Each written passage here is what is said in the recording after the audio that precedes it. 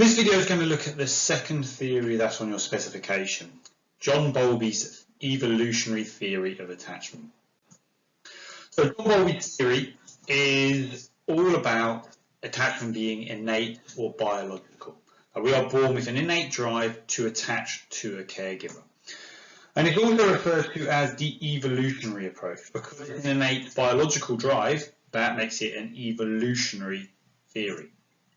And John Bowlby said that it was absolutely vital for survival. Children attach to a caregiver because that helps them to survive. And a child or infant that is not attached is going to be less well protected. They're not going to be protected as well, they're not going to be provided with shelter, they're not going to be provided with food, and therefore they're far less likely to survive. So attachment, according to John Bowlby, provides an infant with a survival advantage. And this whole idea that we're born with a drive to attach is the basis of John Bowlby's theory. And John Bowlby's theory is probably one of the most important theories in psychology because all childcare, if you look in nurseries and early years in schools, is all based around this one particular theory by John Bowlby. So on your specification, there are set parts of John Bowlby's theory that you need to know. They're monotropy, the critical period, social releases, and the internal working model. We're going to go through each of these to give you a full understanding of one of the most important theories in psychology. So, John Bowlby's theory of monotropy is that all children form one special relationship, hence the word mono. Children form one special relationship which is far more important than all other relationships that they form. And we call this person, this attachment, their primary caregiver or the primary attachment figure for the child. And it's linked to how sensitive that caregiver is. It's not about feeding, it's not about how much time is spent with the child. It's the person who is most sensitive to the child's needs. And this helps aid survival because that one main caregiver will be the person who protects and feeds the child. So again, increases their chances of survival. And the infant also uses that caregiver as a secure base and a safe base. And this allows them to explore the world and return to that person when they're threatened. So if a child was in a room and the primary attachment figure was also there, the child would be happy to wander around the room knowing that the primary attachment figure is there in case they ever needed their protection. So, John Bowlby put forward two principles to clarify his monotropy theory. One was the law of continuity, and this is that the more predictable a child's care, the better the quality of attachment. So if a child knew the mother was always going to be there and is around a lot more regularly, then that increases the quality of the attachment bond formed. And also the law of accumulated separation. So John Bowlby said that every single separation between an infant and a primary caregiver will have an effect on that child, and that these different and every single separation that occurs all adds up.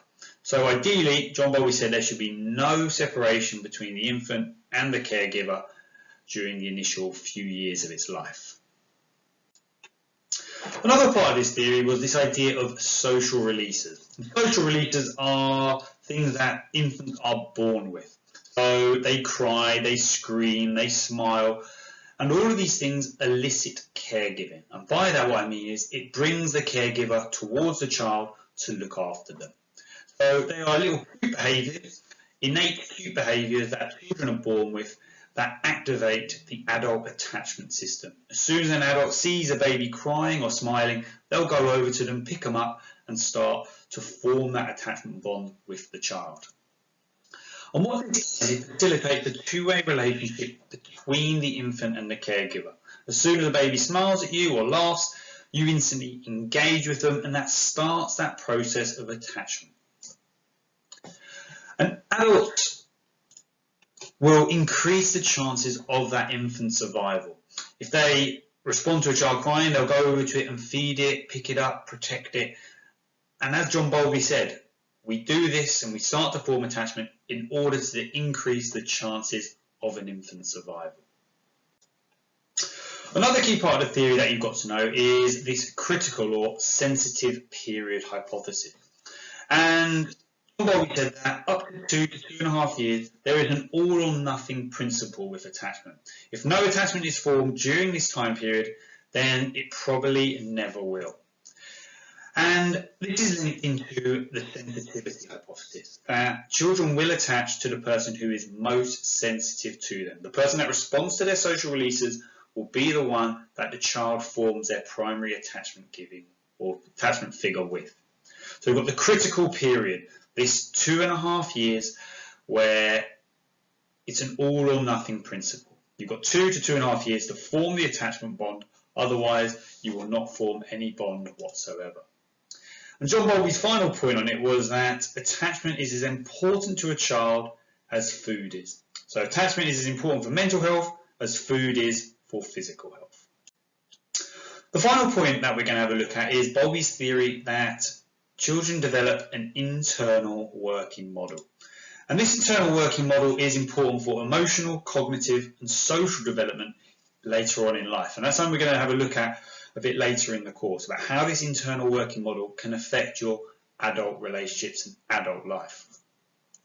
And what John Bowlby said was that the type of attachment that a child experiences with their primary caregiver will provide them with a template for all their future relationships. So if you have a loving relationship with your caregiver and your primary attachment figure in infancy, you expect all relationships for the rest of your life to be like that. And you'll bring all those loving, caring, emotional qualities into your relationships. And as you can imagine, someone who has a poor relationship with their caregiver early on in life will expect all relationships to be that similar way. So they won't believe in love, they won't be as caring, they might be controlling in their relationships later on in life. And that's all linked to something called the continuity hypothesis, that those children that have a secure attachment in infancy, so a good attachment when they're infants, will go on to become emotionally competent adults. Whereas children who have an insecure attachment will go on to become emotionally incompetent adults. So we're trying to say that whatever attachment you have in your infancy will continue through into your adulthood. So now we're going to have a look at some of the AO3 or evaluative points that you could bring into an answer or an essay on Bowlby's theory. So the first one is Lorenz's study to support this theory.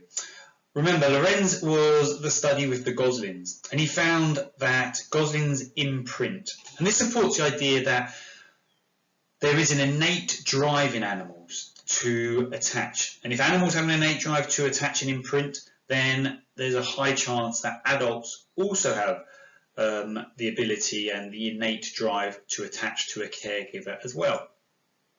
Lorenz also supports the idea of a critical period. Remember, Bowlby said in those first 2 to 2.5 years, we must form an attachment.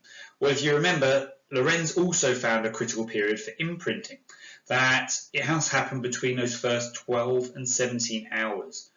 And again, if there can be a critical period in animals, then there may well be a critical period in humans as well. Harlow's study is also used to support Bowlby's theory. If you remember, the monkey spent 22 hours a day with the cloth mother. So it shows us that security and sensitivity must be the most important thing when a bond is being developed between a caregiver and an infant.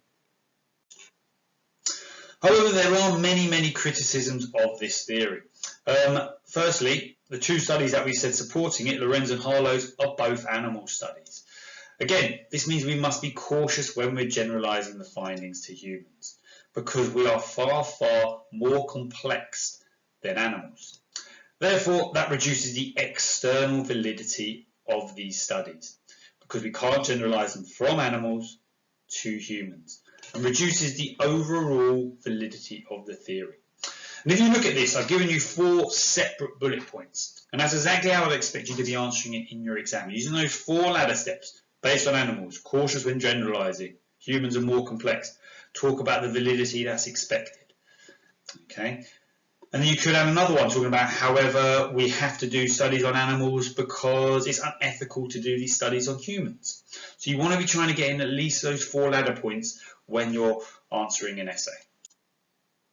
As you can see, we're returning to our Glaswegian baby at the bottom. So we're looking at Schaefer and Emerson's study. And part of Schaefer and Emerson's study criticises John Bowlby's theory because it was very critical of this principle of monotropy. They found in their study that children can have up to 20 different attachments. So most babies did attach to one person first. Like John Bowlby says, we have that one primary attachment. However, there was a significant majority of babies who formed multiple attachments rather than just one single attachment. Although most of them did have one particular caregiver they're attached to, there's a significant minority who had multiple attachments. So this criticises John Bowlby's theory of monotropy. There are also alternative explanations that might be better at providing us with an explanation of attachment. The first one, you could always mention the learning theory.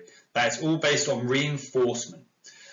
Alternatively, you could mention the temperament hypothesis. And the temperament hypothesis states that some children are just born more friendly than others.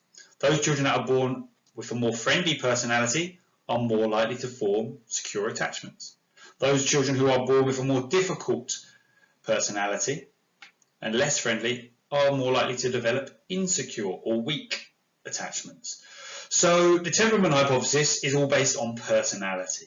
Perhaps the personality of the child is what determines attachment rather than it being a survival and innate drive that children have. The final study we're going to look at is a study to support the internal working model. So Bailey conducted a study relatively recently with 99 different mothers. And what he did was he conducted a standard interview and also an observation of their interaction with their children.